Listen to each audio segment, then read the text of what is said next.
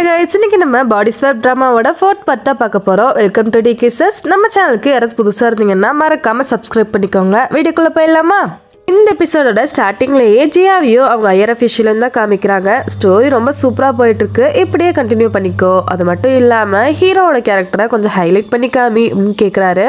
ஆனால் இதில் female lead தான் முக்கியம் அப்படின்னு சொல்லும்போது நான் சொன்னதை மட்டும் செய் அப்படின்னு சொல்லிட்டு அங்கேருந்து கிளம்புறாரு. இப்போ அப்படியே ஸ்டோரிக்குள்ளே போகிறாங்க. லாஸ்ட் எபிசோட்ல சென்னோட தங்கச்சி நானும் யூவும் ஒரு ஹோட்டல்ல மீட் பண்ண போறோம், நீயும் வா அப்படின்னு சொல்லி ஹீரோயினை இன்வைட் பண்ணிருப்பாங்க. ஹீரோயின்மே ரெடியாகி போறாங்க. அங்க புதுசா ஒரு 3 பேர் உட்கார்ந்துருக்காங்க. இவங்க 3 பேரும் உங்ககிட்ட பேசணும்னு சொன்னாங்க, அதுக்காக தான் கூப்பிட்டு வந்தேன் அப்படின்னு தங்கச்சி சொல்றாங்க. ஹீரோயின்மே உட்காரும் போது மிஸ்டர் யூ உங்ககிட்ட தான் நாங்க பேசுறதுக்காக வந்திருக்கோம். நாங்க 3 பேருமே சென் கூட ரிலேஷன்ஷிப்ல இருந்திருக்கோம். அவ நம்ம கூட பழகிட்டு நம்ம வீடியோஸ் போட்டோஸ் எல்லாமே எடுத்து வச்சிருவா. அத ஒய்ஃப் கிட்ட அனுப்பி பயம்படுத்துவா, நம்மள பிளாக்மெயில் பண்ணுவா. இதனால எங்க ஒய்ஃப் குழந்தைங்கன்னு எல்லாருமே எங்களை விட்டுட்டு போயிட்டாங்க. எல்லாத்துக்கும் காரணம் இவ தான் அப்படின்னு சொல்லிட்டு இருக்காங்க.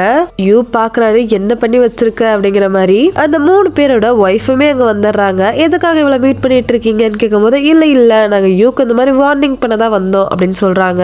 உன்னாலதான் எங்க லைஃபே போயிடுச்சுன்னு சொல்லி அவங்க கூட சண்டை போட ஆரம்பிக்கிறாங்க 3 பேருமே. நம்ம ஹீரோயின் சொல்றாங்க, உங்க ஹஸ்பண்ட் தான் உங்களை சீட் பண்ணிருக்காரு, நீங்க அவங்க கூட தான் சண்டை போடணும், அதை விட்டுட்டு என் கூட சண்டை போட்டுட்டு இருக்கீங்க அப்படின்னு கேக்குறாங்க. நீதான் அவங்கள செடியூஸ் பண்ணிருப்ப அப்படின்னு சொல்லி அடிக்க ஆரம்பிக்கிறாங்க. உடனே ஹீரோயினை ஹோல்ட் பண்ணிட்டு அதை தடுக்கிறாரு.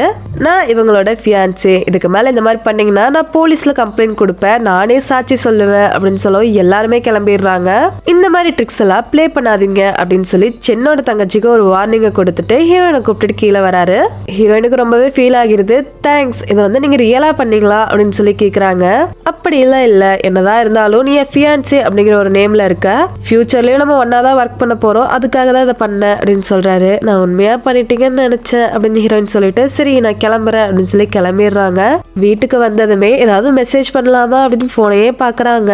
2 பேரும் ஒரு ஒர்க்குக்காக தான் பார்ட்னர்ஸா இருக்கும், அவ்வளவுதான் அப்படின்னு சொல்லி இவங்க மெசேஜ் பண்றாங்க. அதுக்கு அவரு, எனக்கு தெரியும் நான் இந்த ஃபீலிங்ஸ்மே வளர்த்துக்க மாட்டேன், நீயும் வளர்த்துக்காத அப்படின்னு ரிப்ளை பண்றாரு. நாளைக்கு மிஸ்டர் ஃபெங் கூட நம்ம ஸ்கூலுக்கு போறோம், மறக்காம வந்துரு அப்படின்னு சொல்றாங்க. அவருமே ஓகே அப்படின்னு சொல்லிடுறாரு. இப்ப மார்னிங் காமிச்சா காலையிலேயே சென்னோட அப்பா கிட்ட இருந்து உங்களுக்கு கால் வருது. உடனே வா அப்படின்னு சொல்லி கூப்பிடுறாரு. இவங்களுமே கிளம்பி போறாங்க. ஏன் இவ்வளவு டைம் எடுத்துக்கிற, உங்க 2 பேருக்கும் என்கேஜ்மெண்ட் ஆகிருச்சு, சீக்கிரமா கான்ட்ராக்ட்ல சைன் வாங்கி கொடு, நம்ம கம்பெனியோட அவர் சீக்கிரமா ஒர்க் பண்ணணும், அதுக்கான கான்ட்ராக்ட்ல சைன் வேணும் எனக்கு அப்படின்னு கேக்குறாரு. நான் ட்ரை பண்ணிட்டு தான் இருக்கேன் அப்படின்னு சொல்லும்போது ட்ரை எல்லாம் இல்ல, எனக்கு வேணும் அவ்வளவுதான் அப்படின்னு சொல்றாரு. இப்ப அப்படியே கிளம்பி ஸ்கூலுக்கு வராங்க. 3 பேருமே வெயிட் பண்ணிட்டு இருக்காங்க. உள்ள வரவும் யூ பார்த்துக்கிட்டே இருக்காரு, ஏன்னா ஹீரோயின் அவ்வளோ அழகா இருக்காங்க. இப்போ 4 பேருமே டைம் ஸ்பெண்ட் பண்ண ஆரம்பிக்கிறாங்க. போட்டோஸ் எல்லாம் எடுத்துக்கிறாங்க. இப்போ யூவும் ஹீரோயினும் தனியா நடந்து வந்துட்டு இருக்காங்க. என்னதான் ஹீரோயின் சென்னோட உடம்புல இருந்தாலும் இவருக்கு ஹீரோயின் கூட நடக்கிற மாதிரி தான் இருக்கு. அவங்க பாஸ்ட்ல நடந்தது எல்லாமே இவருக்கு ஞாபகம் வருது. சாப்பிட்றதுக்காக 4 பேருமே ஒட்டுக்கா வந்திருக்காங்க. மிஸ்டர் ஃபெங் அவரோட ஒய்ஃபுக்கு சாப்பாடெல்லாம் எடுத்து வைக்கிறாரு. ஹீரோயின் இதை பார்த்ததுமே யூக்கு ஊட்டி விடுறாங்க. யூக்கு ஒரே ஷை ஆகிடுது. பில் பே பண்றதுக்காக யூவும் ஃபெங்கோட ஒய்ஃபும் போறாங்க. ஹீரோயின் ஆல்ரெடி யூவோட பிரேஸ்லெட் சரி பண்றதுக்காக இவர்கிட்ட கொடுத்திருப்பாரு. அதை சொல்றாரு, நான் எல்லா ஒர்க்குமே முடிச்சிட்டேன், இதுக்கு முன்னாடியுமே இந்த பிரேஸ்லெட் நான் தான் பண்ணிருக்கேன் அப்படின்னு சொல்லும்போது ஆமா லீ தான் உங்ககிட்ட கொடுத்திருப்பா, லீயும் யூவும் ஜூனியர்ஸ் தான், யூக்கு தான் லீய நல்லா தெரியும், ஆனா மத்தவங்கள மாதிரி உங்க கூட ஒர்க் பண்றதுக்காக லீய அவன் யூஸ் பண்ணிக்க மாட்டான் அப்படின்னு சொல்றாங்க. அவருமே யோசிக்கிறாரு. நைட்டுமே ஆகிடுது. ஹீரோயினும் யூவும் சரி நாங்க கிளம்புறோம் அப்படின்னு சொல்லும்போது ஒரே நிமிஷம், உங்க கூட நான் ஒர்க் பண்ணணும்னு நினைக்கிறேன், நம்ம கான்ட்ராக்ட் போட்டுக்கலாம், நான் யுன்கை கூட போட்ட கான்ட்ராக்டை கேன்சல் பண்ண போறேன் அப்படின்னு சொல்றாரு. 2 பேருக்குமே ரொம்ப சந்தோஷமாகிடுது. ஒரே நிமிஷம் நீ வரியா அப்படின்னு சொல்லி ஹீரோயினை ஃபெங்கோட ஒய்ஃப் கூட்டு போறாங்க. இந்த நீ கேட்டது அப்படின்னு சொல்லி ஒரு பாக்ஸ் கொடுக்குறாங்க. ஹீரோயினுமே தேங்க்ஸ் அப்படின்னு சொல்லிட்டு வீட்டுக்கு வந்துடுறாங்க. ஃபெங்கோட ஒய்ஃப் கொடுத்த பாக்ஸை யூ கிட்ட கொடுக்குறாங்க. அதை ஓபன் பண்ணி பார்த்தா உள்ள பிரேஸ்லெட் இருக்கு. இந்த பிரேஸ்லெட் உனக்கு எவ்வளவு முக்கியம்னு சொல்லி எனக்கு தெரியும், பத்திரமா வச்சுக்கோ அப்படின்னு சொல்றாங்க. உனக்கு எப்படி தெரியும் அப்படின்னு கேட்கும்போது லீ சொன்னதா யுன்கை தான் என்கிட்ட சொன்னா அப்படின்னு சொல்லி சமாளிக்கிறாங்க. கண்டிப்பா லீ வந்து யுன்கை கிட்ட அதெல்லாம் சொல்லியிருக்க மாட்டா, உனக்கு எப்படி தெரியும் அப்படின்னு சொல்லும்போது அதெல்லாம் தெரியும் அப்படின்னு சொல்றாங்க. ரொம்பவே தேங்க்ஸ், நீ வந்து எனக்கு நிறைய ஹெல்ப் பண்ணிட்ட, நானுமே உனக்கு ஹெல்ப் பண்றேன், நீ உன் கையை பழி வாங்கணும்னு நினைச்சு எனக்கு ஹெல்ப் பண்ணிருக்க, அதனாலதான் சொல்றேன் அப்படின்னு சொல்றாங்க. சரி, இந்த பிரேஸ்லெட்டை நீ யாரு கொடுக்கணும்னு நினைக்கிறியோ அவங்களுக்கு கொடு அப்படின்னு சொல்லவும் இவர் வேகமா கிளம்பி ஹாஸ்பிட்டல் தான் போறாரு. லீயோட தலகாணி கடியில வைக்கிறாரு. இந்த பிரேஸ்லெட் உங்ககிட்டயே இருக்கட்டும், இது உன் கூட இருக்கும்போது நானே உன் கூட இருக்க மாதிரி அப்படின்னு சொல்றாரு. இங்க ஹீரோயின் யுன் கையை பாக்குறதுக்காக வந்திருக்காங்க. அவர் சரியான கோவத்துல இருக்காரு. எனக்கு கான்ட்ராக்ட் கேன்சல் ஆயிடுச்சுல்ல, அதனாலதான். ஹீரோயின் அப்படியே எதுவுமே தெரியாத மாதிரி என்னாச்சு அப்படின்னு கேக்குறாங்க. ஏன் உனக்கு தெரியாதா அப்படின்னு பக்கத்துல வராரு. இல்லையே எனக்கு தெரியலையே அப்படின்னு சொல்லும்போது அப்படியே முடிய பிடிக்கிறாரு. சைக்கோ மாதிரி மாறுறாரு. ஓ உனக்கு தெரியாதா, உன் ஃபியான்சினாலதான் எல்லாமே கான்ட்ராக்ட் கேன்சல் ஆயிடுச்சு, உனக்கும் இதை பத்தி தெரியும் தானே அப்படின்னு அப்படியே முடிய பிடிச்சு இழுக்கிறாரு. நான் எதுக்கு அவனுக்கு சப்போர்ட் பண்ண போறேன், உன் கூட இருந்தாதானே எனக்கு லாபம், உன் கூட இருந்தாதான் என் குடும்பத்துல என்ன மதிப்பாங்க, நான் பெரிய இடத்துக்கு வர முடியும், நான் உனக்கு தானே சப்போர்ட் பண்ணுவேன் அப்படின்னு அப்படியே அவர் சைடு மாதிரியே பேசுறாங்க. அவருமே ஆமா இல்ல நீ என் சைடுல அப்படிங்கிற மாதிரி முடிய விட்டுறாரு. எல்லாம் ஃபியான்ஸானாலதான் இப்ப எல்லாமே கெட்டு போச்சு அப்படின்னு புலம்பிட்டு இருக்காரு. ஹீரோயினுக்கு பார்க்க குழுன்னு ஹீரோயினுக்கு இதை பார்க்க சந்தோஷமா.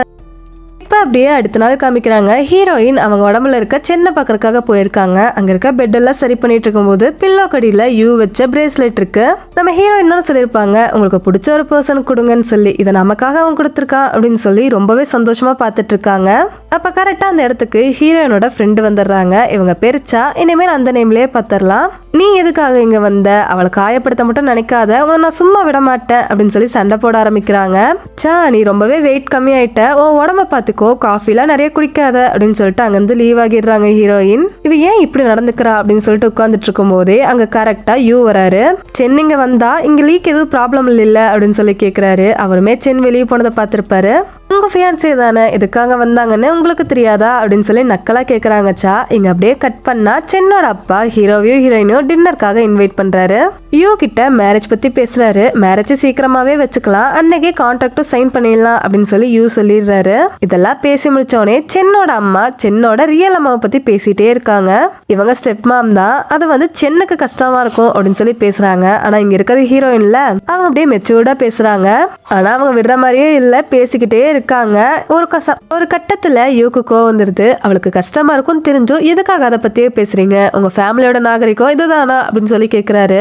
உடனே சென்னோட அப்பா ரெண்டு பேரும் கொஞ்சம் சும்மா இருக்கீங்களா அப்படின்னு ஸ்டெப் மாமையும் தங்கச்சியும் பார்த்து சொல்றாரு. நாங்க அப்படி மீன் பண்ணல அப்படின்னு சொல்லும்போது அமைதியா இருங்கன்னு சொன்னேன் அப்படிங்க ரெண்டு பேருமே சைலண்ட் ஆயிடுறாங்க. சரி எல்லாத்த பத்தி பேசியாச்சு, உங்க பேரண்ட்ஸ் எப்ப வராங்க மீட் பண்ண அப்படின்னு கேட்கும் போது எனக்கு அம்மா அப்பா ரெண்டு பேருமே கிடையாது அப்படின்னு இவர் சொல்றாரு. எல்லாருமே அப்படியே சைலண்ட் ஆயிடுறாங்க. நான் ரெஸ்ட் ரூம் போயிட்டு வரேன் அப்படின்னு எந்திரிச்சு கீழே வராரு. ஆனா சென்னோட அப்பாவோட ரூமுக்கு வராரு. அங்க வந்து எதையோ தேடிட்டு இருக்காரு. போய் ரொம்ப நேரம் ஆச்சு, என்னன்னு தெரியலையேன்னு ஹீரோயினுமே பாக்குறதுக்காக வராங்க. இவர் எதையோ தேடிட்டு இருக்காருன்னு தெரிஞ்சதுமே அங்க நின்று பார்த்துட்டே இருக்காங்க என்ன பண்றாருன்னு சென்னோட அப்பா என்ன இவ்வளவு நேரம் ஆகுது, நீங்க ரெண்டு பேரும் இந்த மாதிரி பேசாம இருங்க, நீ போய் என்னாச்சுன்னு பாத்துட்டு வா அப்படின்னு ஸ்டெப் மாமா அனுப்புறாரு. அவங்க உள்ள வர சவுண்டு கேட்டதுமே ஹீரோயின் வேகமா யூ பக்கத்துல வராங்க. நீங்க எதுக்கு இங்க வந்த அப்படின்னு கேட்டதுமே பேச விடாம கிஸ் பண்ணிடுறாங்க. அவங்க அம்மாவுமே வந்து பாக்குறாங்க. ரெண்டு பேரும் கிஸ் பண்ணிட்டு இருக்காங்கன்னு தெரிஞ்சதுமே திரும்பிக்கிறாங்க. இவங்க ரெண்டு பேரும் அப்படியே ரொமான்ஸா பண்ணிட்டு இருந்த மாதிரி அப்படியே தள்ளி தள்ளி நிக்கிறாங்க. சாப்பாடு ஆறுது, சீக்கிரம் வாங்க அப்படின்னு கிளம்பிடுறாங்க. ரெண்டு பேருமே போறாங்க கூட. இப்ப டின்னர் எல்லாம் முடிச்சுட்டு ரெண்டு பேருமே சும்மா வாக்கிங் மாதிரி நடந்துட்டு இருக்காங்க. நீ சென்னோட அப்பா ரூம்ல என்ன பண்ணிட்டு இருந்த அப்படின்னு கேக்குறாங்க. நான் எதுவும் பண்ணல அப்படின்னு சொல்லும்போது நானுமே அந்த குடும்பத்தை பழி வாங்கணும் தான் நினைக்கிறேன், நீ கண்டிப்பா என்கிட்ட சொல்லலாம், பிரச்சனை இல்ல அப்படின்னு கேட்க சொல்ல ஆரம்பிக்கிறாரு.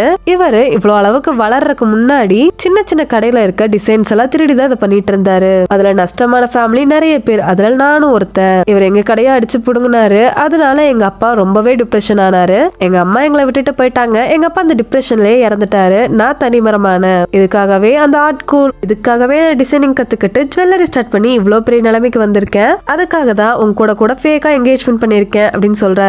ஹீரோயினுக்கு இப்பதான் புரியுது இதுக்காக தான் இவன் என்கேஜ்மெண்ட் பண்ணிருக்கான்னு சரி இப்ப நீ என்ன என்கேஜ்மெண்ட் பண்ணிட்ட, ஓகே இப்போ உனக்கு ஒரு பிடிச்ச பொண்ணு வந்தா என்ன பண்ணுவ அப்படின்னு அவங்களே மனசுல வச்சுட்டு கேக்குறாங்க. என்னால என்ன பண்ண முடியும், நான் எதுவும் பண்ண மாட்டேன் அப்படின்னு சொல்றாரு. சரி நீ என்ன பண்ணுவ அப்படின்னு சொல்லும்போது எனக்கு அந்த மாதிரி யாரும் வருவாங்கன்னு தோணல அப்படின்னு சொல்றாங்க. சரி இந்த சேர்ஸ் அடிச்சுக்கோ அப்படின்னு அவர் ஜூஸ் கொடுக்குறாரு. இவங்களுமே சேர்ஸ் அடிச்சுட்டு குடிக்கிறாங்க. ரெண்டு பேருக்குள்ளேயே ஒரு குட்டி பாண்ட் கிரியேட் ஆகுது. அப்படியே இவங்க ரெண்டு பேரோட ரிசப்ஷன்ல தான் காமிக்கிறாங்க. யூ சென்னோட அப்பா கூட பேசுறதுக்காக போயிடுறாரு. நம்ம ஹீரோயின் தனியா தான் நின்றுட்டு இருக்காங்க. அப்ப அங்க யுன்காய் வராரு. கங்க்ராச்சுலேஷன்ஸ் அப்படின்னு சொல்லி கை கொடுக்குறாரு. இவங்களுமே கை கொடுக்கும்போது என் பின்னாடியே ஃபாலோ பண்ணு அப்படின்னு சொல்றாரு. என்ன விளையாண்டுருக்கியா, எவ்வளவு பேர் இருக்காங்கன்னு பாரு அப்படின்னு சொல்லும்போது ஒழுங்கா வந்துரு, இல்லன்னா நீ பண்ண ஃப்ராட் வேலை எல்லாத்தையுமே சொல்லிடுவேன் அப்படின்னு சொல்லி மிரட்டுறாரு. இவங்களுமே பின்னாடியே போறாங்க. தனியா ஒரு இடத்துக்கு போனதுமே பலாருன்னு ஒரு கண்ணத்துல அடி வைக்கிறாரு. என்ன விளையாண்டுருக்கியா, நீயும் சேர்ந்துதான் அந்த கான்ட்ராக்டை கேன்சல் பண்ணுன்னு சொல்லி எனக்கு தெரிஞ்சிருச்சு. யூ கூட கல்யாணம் பண்ணிட்டு சந்தோஷமா இருக்கலாம்னு நினைக்கிறியா அப்படின்னு சொல்லிட்டு அப்படியே சைக்கோ மாதிரி பேசுறாரு. ஹீரோயின் அப்படியே திமிரா பாக்குறாங்க. அங்க கொஞ்சம் பாரு, சிசிடிவி இருக்கு. நான் தான் இந்த ஃபங்க்ஷனோட மெயின் கேரக்டர். இப்ப மட்டும் எனக்கு காணும்னா எல்லாருமே கண்டிப்பா தேடுவாங்க.